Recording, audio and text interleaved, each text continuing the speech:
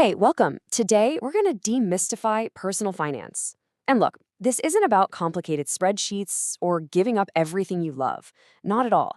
It's really about making smarter decisions so you can build the life you actually want. So let's get into it.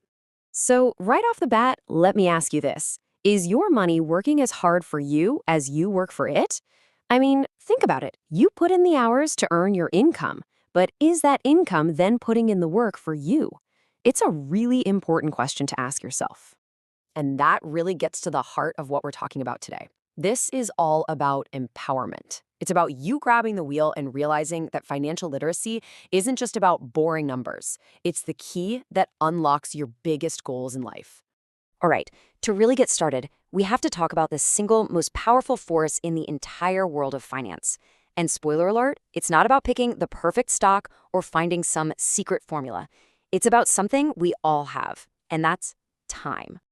This brings us to a concept called the time value of money. The idea is actually super simple. A dollar in your hand today is worth more than a dollar you get tomorrow. Why? Well, because that dollar you have right now can be put to work. It can be invested and start earning more money for you. It has potential, and our goal is to unlock that potential. And this shows exactly how that happens.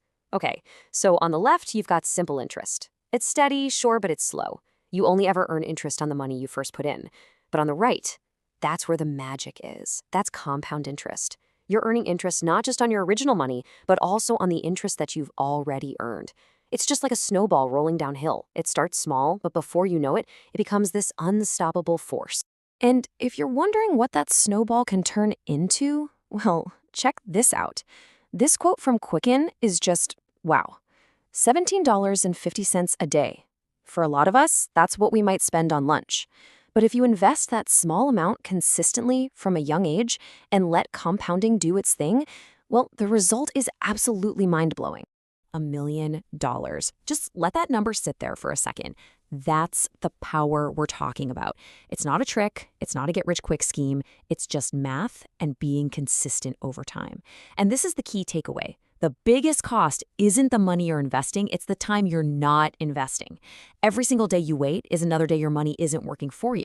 So, knowing that incredible potential is out there, how do you figure out where you stand right now? You kind of need a financial scoreboard, right? A clear, simple snapshot of your financial health. And that scoreboard is called your net worth. It's a really simple calculation. You just take everything you own, your cash, your car, any investments, and subtract everything you owe, like student loans or credit card debt. That final number gives you a really clear, honest look at where you're at financially today. Okay, so we've got these big, powerful concepts down. Now let's get practical. How do we turn this into action? We can actually break it all down into 5 simple pillars. And here they are. Think of this as your financial roadmap. First, you earn. This is more than just your paycheck. It's also about making the most of things like a 401k match at work. Next, you save and invest, which is how you make that money work for you. Then there's borrow. This is all about using debt smartly for things that grow in value, like a house. Number 4 is spend. This is about being intentional and making sure your money is going to things you actually care about. And finally, you protect everything you've built with emergency funds and the right insurance. Okay, that's the whole framework. It might sound like a lot. So the big question is, where do you actually begin? What's the very first practical thing you can do, like right now? It all starts with just getting organized. You can't plan a trip without knowing where you are on the map, right? Same thing here. Bring all your accounts together in one place. Bank accounts, credit cards, loans, everything. Seeing that full picture is absolutely the first step to building anything. So, once you're organized, a great starting point for figuring out your spending is a really simple rule of thumb.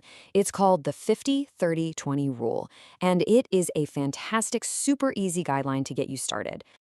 So here's the breakdown. It's pretty straightforward. 50% of your after-tax income goes to your needs, the boring but essential stuff like rent and bills. 30% is for wants, the fun stuff like entertainment and hobbies. And that last 20%, that's the most powerful part. That goes straight to savings and investments. That's you paying your future self first. Which brings us to the real goal of all of this. Because financial planning isn't just about piling up as much money as you can for some far-off date. It's really about finding a sense of harmony. And honestly, this quote from Quicken just says it perfectly. It's all about balancing saving for the future with actually enjoying your life today. Your money is a tool, and its job is to help you do both. It's about building that secure future while making sure you're having a good time on the journey there.